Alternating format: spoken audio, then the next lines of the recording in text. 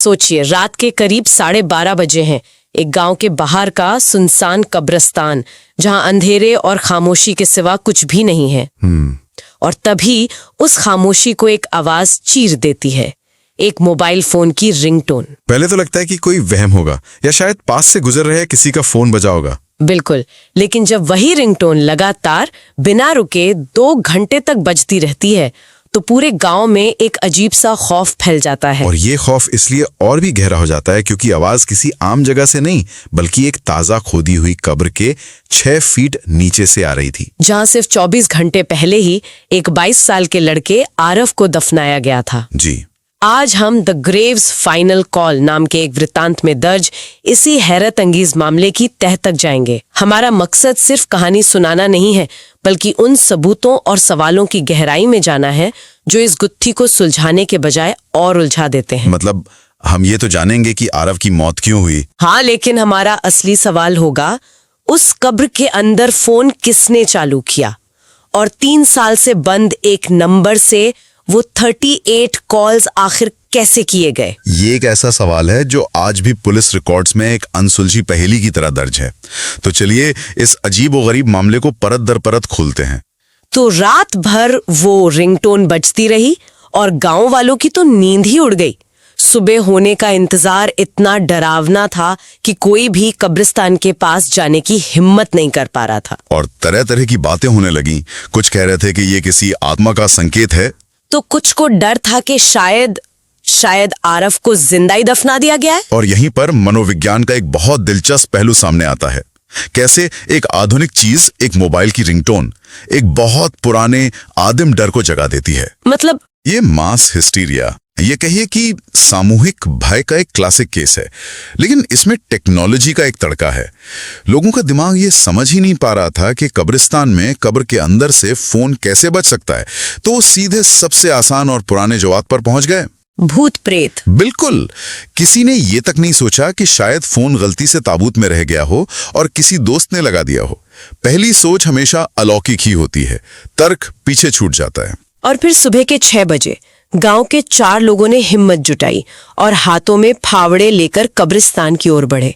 जैसे ही वो अंदर पहुंचे, वही रिंगटोन फिर से गूंज उठी। हाँ, अब इसमें कोई शक नहीं था, आवाज सीधे आरव की कब्र के अंदर से आ रही थी। यहाँ पर डर की पुष्टि हो गई। जो रात भर सिर्फ एक कानों सुनी बात थी, अब वो एक हकीकत बन चुकी थी। अब उनके सामने सिर्फ 2 ही रास्ते थे, या तो डर कर भाग जाए या उस सच का सामना करें जो कब्र के अंदर दफन है। और उन्होंने दूसरे रास्ते को चुना। डर के बावजूद उन्होंने मिट्टी हटानी शुरू की। मैं सोच रही थी कि वो पल कितने तनाव भरे होंगे। हर फावड़े के साथ रिंगटोन की आवाज और तेज होती जा रही थी। वो लोग सिर्फ मिट्टी नहीं खोद रहे थे, बल्कि अपने सबसे बड़े डर का सामना कर रहे थे। बिल्कुल, हर फावड़ा उन्हें सच के और करीब ला रहा था, लेकिन साथ ही अनजाने का खौफ भी बढ़ा रहा था। क्या अंदर कोई जिंदा मिलेगा या कुछ ऐसा दिखेगा जिसे वो कभी भुला नहीं पाएंगे। करीब 15 मिनट की खुदाई के बाद लकड़ी का ताबूत दिखाई दिया। रिंगटोन अब इतनी तेज थी कि कानों में चुभ रही थी। कांपते हाथों से उन्होंने ताबूत खोला और अंदर का दृश्य देखकर सबकी सांसें रुक गईं। आरव की लाश सीधी पड़ी थी, चेहरे पर एक अजीब सी शांति थी, लेकिन उसके दाहिने हाथ में कसकर पकड़ा हुआ था एक मोबाइल फोन। और स्क्रीन अब भी जल रही थी और उस पर बड़े बड़े अक्षरों में लिखा था, माँ कॉलिंग। और यहाँ कहानी एक ऐसा मोड़ लेती है जिसकी किसी ने कल्पना भी नहीं की होगी। ये सिर्फ एक बजता हुआ फोन नहीं है, ये एक भावनात्मक प्रतीक है, माँ कॉलिंग। ये शब्द किसी भी देखने वाले को झकझोर देंगे। पहली नजर में ऐसा लगेगा जैसे कोई माँ अपने बेटे से संपर्क करने की आखिरी कोशिश कर रही है। 1 मिनट, क्या माँ कॉलिंग? अरे, लेकिन यहीं पर तो इस केस का सबसे बड़ा और चौंकाने वाला ट्विस्ट है। हाँ, क्योंकि आरव की माँ की मौत तो 3 साल पहले ही एक हादसे में हो चुकी थी। बिल्कुल। ये जानकारी सामने आते ही वहां खड़े लोगों के होश उड़ गए। अब ये एक साधारण रहस्य नहीं रहा, ये अलौकिक लगने लगा। एक मृत माँ का कॉल, ये कैसे मुमकिन है? जो मामला शायद किसी को जिंदा दफनाने का लग रहा था, वो अचानक एक ऐसी पहेली बन गया जिसका कोई सिरा नजर नहीं आ रहा था। और अब ये मामला गांव वालों के बस का नहीं था। नहीं, मामला तुरंत पुलिस के हाथ में चला गया। फोन को सबूत के तौर पर जब्त किया गया। और लाश को पोस्टमार्टम के लिए भेज दिया गया। और पुलिस की जांच में 2 चौंकाने वाली बातें सामने आईं। पहली, आरव की मौत सामान्य नहीं थी। उसे कई हफ्तों से खाने में धीमा जहर दिया जा रहा था। ये एक सोची समझी हत्या थी। ये अपने आप में एक बड़ा शौक था। इसने मामले से अलौकिक परत हटाकर उसे एक आपराधिक साजिश बना दिया। अब ये आत्मा का संकेत नहीं, बल्कि एक कोल्ड ब्लडेड मर्डर था। लेकिन रुकिए, ये तो कुछ भी नहीं था। असली दिमाग घुमा देने वाली बात तो वो थी जो फोन के बारे में पता चली, है ना? हाँ बिल्कुल। पुलिस ने जब कॉल रिकॉर्ड्स निकाले तो उनके भी होश उड़ गए। उन्होंने पाया कि जिस नंबर से आरव के फोन पे कॉल आ रहा था वो नंबर आरव की माँ का ही था। लेकिन वो सिम कार्ड पिछले 3 साल से बंद था, किसी भी नेटवर्क पर एक्टिव नहीं था। एक बंद सिम से कॉल करना वैसा ही है जैसे बिना पेट्रोल के गाड़ी चलाने की कोशिश करना। ये हो ही नहीं सकता। तो फिर रात 12:17 से 2:19 के बीच उसी बंद नंबर से आरव के फोन पर कुल 38 मिस्ड कॉल आए कैसे? मुझे यही बात समझ नहीं आ रही।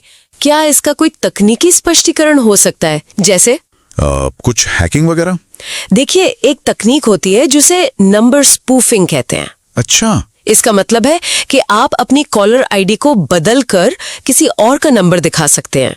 कई फ्रॉड कॉल्स में इसका इस्तेमाल होता है। तो हो सकता है किसी ने नंबर स्पूफ करके आरव की माँ का नंबर दिखाया हो। हाँ, हो सकता है। तो शायद हत्यारे ने ही ये किया हो। यही तो असली पैच है। चलिए एक पल के लिए मान लेते हैं कि हत्यारे ने नंबर स्पूफ किया, लेकिन यहाँ असली चुनौती सिग्नल की थी। मतलब? जमीन के 6 फीट नीचे एक लकड़ी के ताबूत के अंदर से एक डिवाइस लगातार 2 घंटे तक सिग्नल कैसे भेज सकता है? सही बात है। मिट्टी, लकड़ी और नमी, ये सब मिलकर एक बेहतरीन सिग्नल ब्लॉकर का काम करते हैं।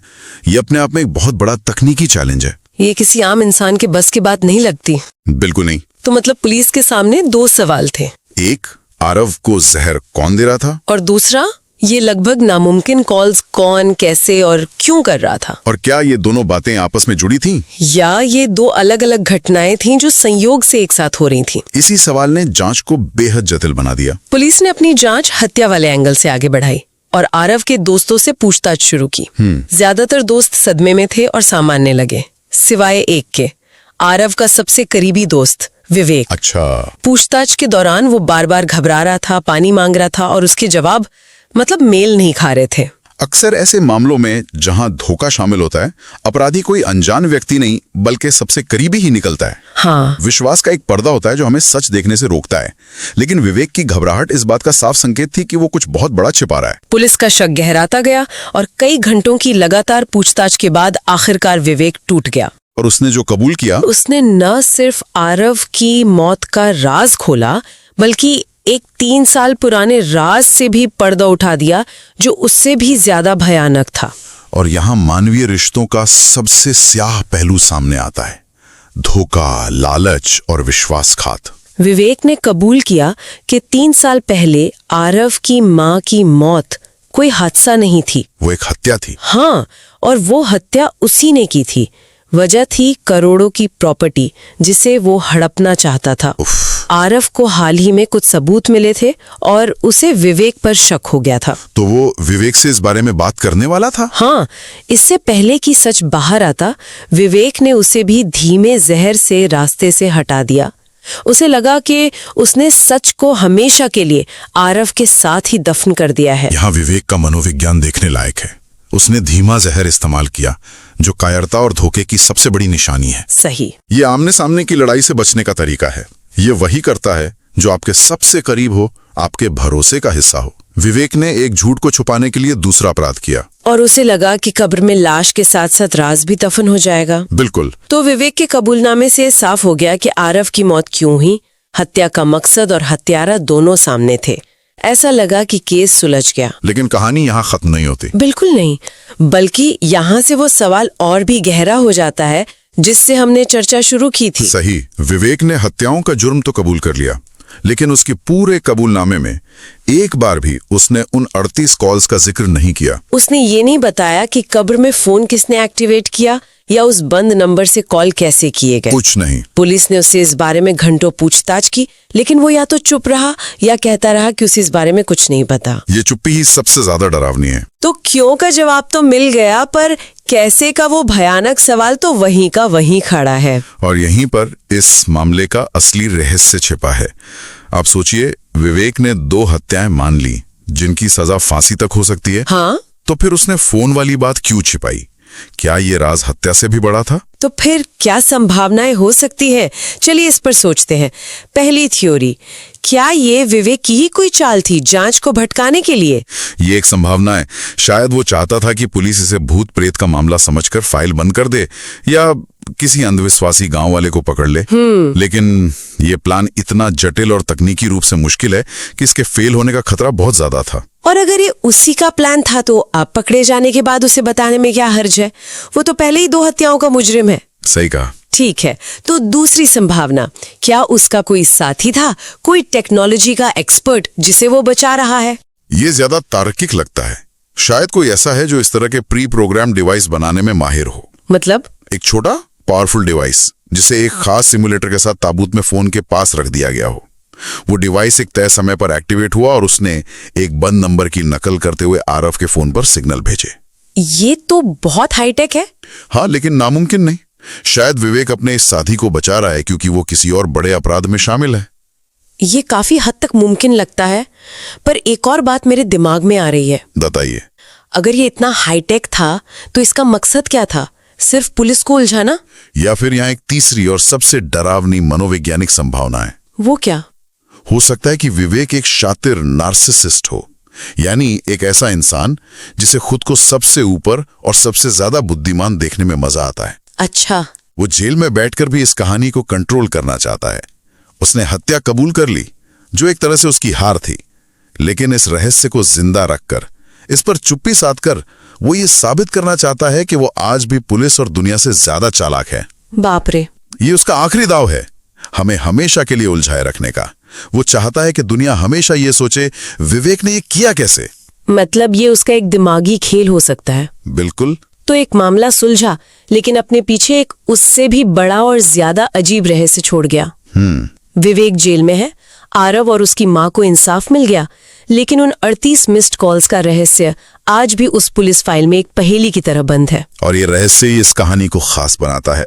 ये हमें सोचने पर मजबूर करता है कि क्या हर चीज का तार्किक या वैज्ञानिक स्पष्टीकरण होता है? तो इस पूरी चर्चा का सार यही है कि एक हत्या का मामला जो सुलझ तो गया, लेकिन अपने पीछे एक ऐसा सवाल छोड़ गया जो तकनीक और शायद तर्क की समझ से भी परे है। और आखिर में ये हमें उस सवाल पर लाकर छोड़ देता है जो इस वृत्तांत का निचोड़ है। एक आदमी 2 हत्याएं कबूल कर लेता है, पर एक फोन कॉल का राज नहीं खोलता। ये सोचने पर मजबूर करता है कि कभी कभी किसी अपराध का कैसे उसके क्यों से ज्यादा खतरनाक और गहरा हो सकता है। या फिर जैसा कि उस गांव में आज भी लोग दबी जबान में कहते हैं, सच को कब्र में दफन किया जा सकता है, लेकिन वो किसी न किसी दिन फोन बनकर जरूर वापस बचता है। शायद कुछ घटनाओं की व्याख्या हमारी समझ के दायरे से बाहर होती है। ये एक ऐसा विचार है जो हमें सोचने पर मजबूर करता है कि हम वास्तव में कितना जानते हैं और कितना अनदेखा है। जी हाँ दोस्तों, अगली कहानी और भी डरावनी हो सकती है, तो जुड़े रहिए मेरे साथ और वीडियो को ज़्यादा से ज़्यादा शेयर करिए। और चलिए मिलते हैं एक और शानदार वीडियो के साथ। तब तक के लिए धन्यवाद आप सभी का।